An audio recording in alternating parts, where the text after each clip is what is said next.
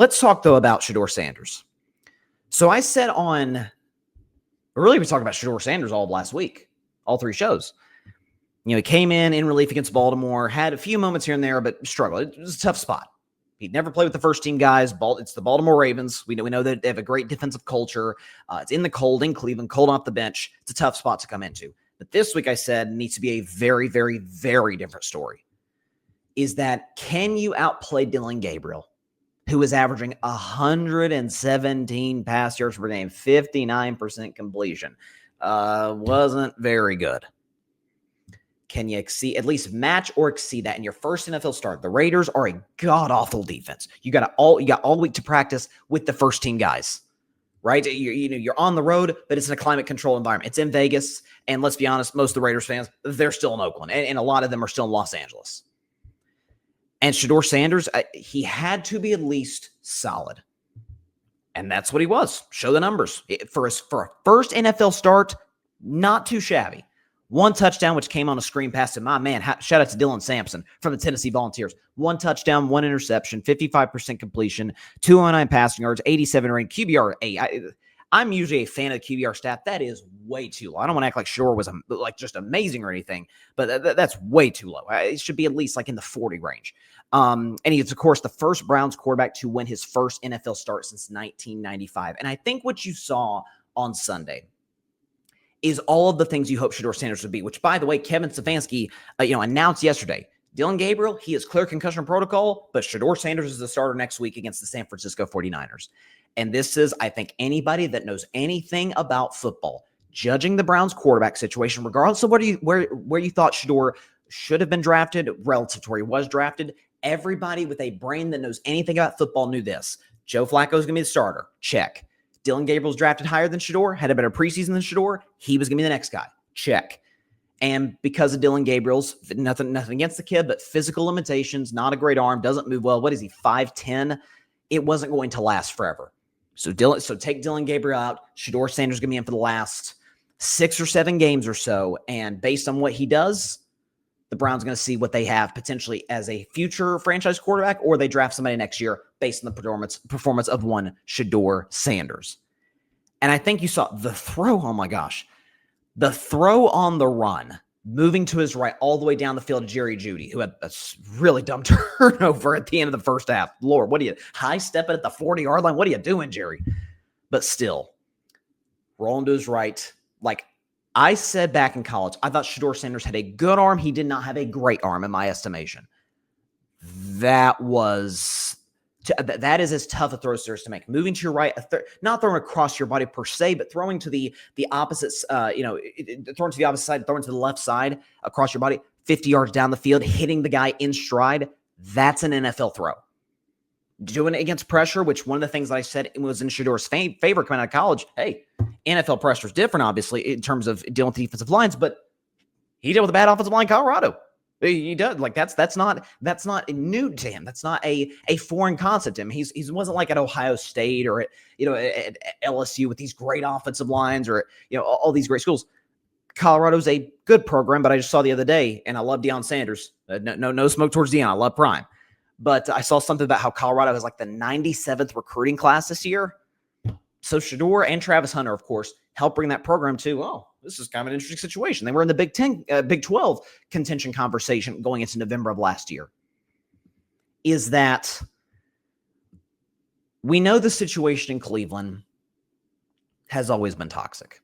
That's always been the case, particularly when it comes to evaluating quarterbacks. Is that outside of Bernie Kosar, which big shout out Bernie Kosar, great news in regards to that man's health. God bless him. So happy to hear that. Outside of really Bernie Kosar and Baker Mayfield, who of course they kicked out the back door and gave a guy with very questionable off the field history, to say the very least, the first fully guaranteed contract in NFL history. They don't know how to do quarterback right. Is that with all of the noise surrounding this pick, some of it external, some of it internal, some of it caused by Shedeur, some of it caused by others in reaction to Shedeur. Very confident, which I love, of course. Knows who he is, comfortable in his own skin. Hey, I want that in a franchise quarterback. I want that in an athlete. Unfortunately, it rubs some people the wrong way. The production's got to be there. And to Shedeur's credit, and he said this last week, like, I know I'm the guy, but I got to show it. The NFL is the ultimate meritocracy. You are not handed a single thing in this league. You got to go earn it. And Shedeur said that last week. Hey, I know I'm that guy. I know what I'm capable of. I just got to show it. And for his first start, not bad. Not bad at all. I had Shedeur as like a first round, worst case, second round talent in what was a very weak quarterback draft. The fact that he fell as low as he did, especially below Tyler Shuck and Dylan Gabriel and Jalen Miller, like, what are we doing? Below Jackson Dart, I was like, I don't. At the time, I didn't necessarily agree with it. Let's see, is our camera in? Is camera focusing? Here we go. Camera's back. But Jackson Dart's had a solid rookie season. I thought he was as productive as you could have asked for a guy making his first start in the NFL. And let's be honest, the Browns won the game against Vegas because the defense had 10 sacks because Myles Garrett is going to shatter, and I mean obliterate, the NFL single-season sack record. I saw Strahan on Fox the other day. He was like, sack record? It was nice knowing you. So that's gone. By the way, TJ Watt shares the record with Strahan, to be fair. Let's give some respect to TJ Watt. But, yeah, he's going to obliterate. That Browns defense is off the charts great, and that's the good thing they got going in their favor. And the test coming up for Shedeur, you got the San Francisco 49ers. And if I'm not mistaken, I think that is a road game for one Shedeur Sanders. So let me double check. I'm pretty sure that's on the road. Or no, that's at home. Okay, my bad. That game is at home against the 49ers. San Francisco right now is a 5.5-point favorite. We'll see that line. If it changes at all, that's a test. Robert Saleh is one of the smartest defensive minds in the entire NFL. What that man is doing with that Fred Warner, Nick Bosa is nothing short of miraculous coaching. Again, no one who's being reasonable is asking you to light the world on fire, to be the superstar, 4 touchdowns, no pick. Can he be accurate?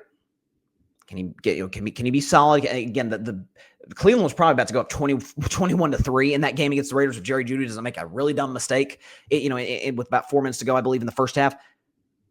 But can he be in command of the offense, which he was on Sunday? First NFL start, he was solid. Had an ugly interception. He did. I don't want to sweep that under the rug. He had an ugly pick, but by and large, it's not like Cleveland's got the greatest receivers in the world. They darn sure don't have a good offensive line. Against similar competition, the Vegas Raiders, pretty good. So pulling for Shedeur, and Shedeur after the game was talking about, again, he rubs some people the wrong way.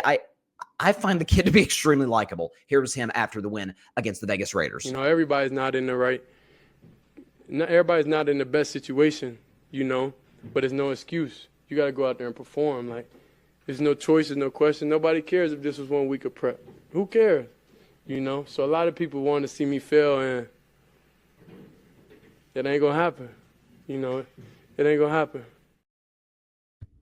Well, I like his temperament. I'm not saying he's handled everything perfectly. Again, I was not a fan of the basically being mute when Rex Ryan was talking trash about him, which, again, if Rex Ryan goes after you on television, I said this to all NFL players, ignore him. His analysis is terrible. Don't listen to what he is saying, okay? It does not matter. It does not hold weight. Do not listen to him. Not that Rex Ryan's not a great coach, but he's a horrible analyst. But that press conference where Shedeur was I was like, what are you doing? What is this? That didn't help his cause. Player cards right in the locker room. Player cards right the media. Thus far, he's been great with the media over the course of the last week, taking accountability for shortcomings, taking accountability of, hey, my performance is on me. Going out there and performing. I'm maybe I'm in the minority. I find this kid so easy to root for. And I know there's all the conspiracy theory stuff like, oh, Stefanski wants him to fail. Stefanski wants to keep his job, guys. The man's a 2-time coach of the year. The man got the Browns to the playoffs twice. The guy can coach. Let's stop with this Kevin Stefanski's no good nonsense. That's ridiculous. Just because he didn't want Shedeur ahead of Dylan Gabriel, guess what? The rest of the league didn't. This is not a Kevin Stefanski thing. That's the whole NFL. Was evidently kind of low on Shedeur. Lower than I certainly would have been. But that's not just a Kevin Stefanski thing. The guy can coach, and Shedeur on the right to start next week. So Kevin Stefanski's starting. That's how the NFL works. And so, Cleveland, sitting right now at 3-8. They've got 6 games, left to go the rest of the way. My guess is Shedeur starts all of them. And if that's the case, if he performs well, Cleveland's got 2 first-round picks next year. Maybe they build around Shedeur Sanders. As a Steelers fan, I'm not looking forward to playing him in Week 17. I'm not. I'd much rather play Dylan Gabriel. Saw that, a few weeks ago. Steelers were great against him. So, but kudos to Shedeur. He did what he needed to do in order to quiet some of the doubt. But next week, that's a test. You're at home, but the San Francisco 49ers are coming to town, and that defense with that defensive coordinator, Robert Saleh, different challenge. We'll see how Shedeur handles it. Thanks so much for watching the show on YouTube, and be sure to go click that big red subscribe button and check out the other clips and full shows from Carving It Up Live, as well as our other incredible content creators here on the Grid Network.